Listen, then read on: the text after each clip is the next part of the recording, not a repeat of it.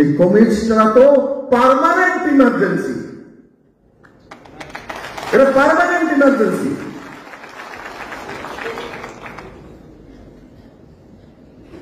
এদের কোন স্থান নেই, কারণ এরা সংবিধানকে মানেই না। এরা ত্রিপুরাতে পার্মানেন্ট ইমার্জেন্সি করে রেখেছিল প্রায় 35 বছর শাসনকালে।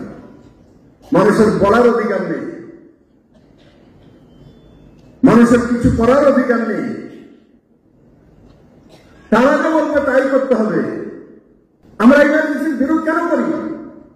দেশে খরা হয়নি, দেশে বৃষ্টি হয়নি, দেশের মধ্যে যুদ্ধ হয়নি, ইমার্জেন্সি তখন লাগে। ইন্দিরা গান্ধী ব্যক্তিগত কারণে ইমার্জেন্সি লাগিয়েছিল, আর কমিউনিস্ট এরা পার্টি ক্যাডারের জন্য পার্মানেন্ট ইমার্জেন্সি লাগু করে। যারা সংবিধান নিয়ে ঘুরে বেড়ায় এরাই দেশের মধ্যে রাত ইমার্জেন্সি লাগু করেছে। সংবিধানের মধ্যে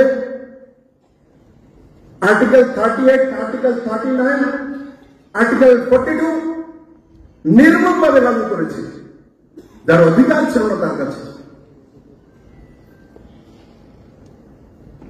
এরা সংবিধানের কথা বলে, সিপিএম বিপদ বললেই সংবিধানের কথা বলবো, আর নাইলে জিজ্ঞাসা করলে না, দেশের কোন সীমানা নেই, রাষ্ট্রের কোন কল্পনা নেই।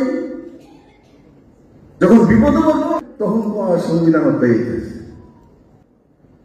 এই নির্লজ্জ কমিউনিস্টের দল, সংবিধান বিরোধী দল, এরা পলিট ব্যুরো থেকে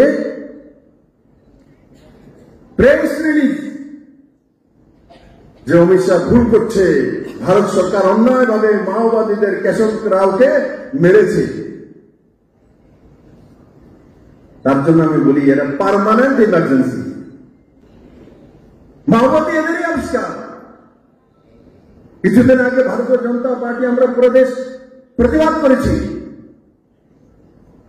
আমাদের দিদি ছত্তিশগড় থেকে আসে। ছত্তিশগড়ের মাওবাদীরা কেমন কি অসাংবিধানিক ভাবে মানুষকে হত্যা করে, সেনাবাহিনীকে হত্যা করে, দিদি সাক্ষী আছে। এদের সংবিধানের কথা বলার কোন অধিকার নেই। আর যেটা ইন্দিরা গান্ধী করেছে সবাই জানি ইতিহাস। 352 লাগিয়ে রাত দেশের মধ্যে ইমার্জেন্সি ঘোষণা করেছে। আর এগুলো আমরা বারবার কেন বলি, কেন সংবিধান হত্যা দিবস পালন করি? কারণ আজকের নিউ জেনারেশন সেই বিষয়ে জানে না। সে দেখে রাহুল গান্ধী সংবিধান নিয়ে চলে এসছে, সংবিধান বাঁচানোর জন্য এসছে, এটাই তো জানবে আজকের দিনে জেনারেশন। কয়টা পাতা আছে এও জানা আছে, তার মধ্যে কটা পৃষ্ঠা আছে রাহুল গান্ধী জানে না। ওনারাকে জিজ্ঞাসা করেছিল পার্লামেন্টের, লোকসভার মধ্যে, দিদির আমি তো লোকসভাতে আছি, বলে কটা পাতা আছে এও তো জানে না সংবিধান নিয়ে ঘুরে। তার দাদি সংবিধানের সত্যানাশ করেছে, আর তার পোতা সংবিধান লিয়া সংবিধান শিখে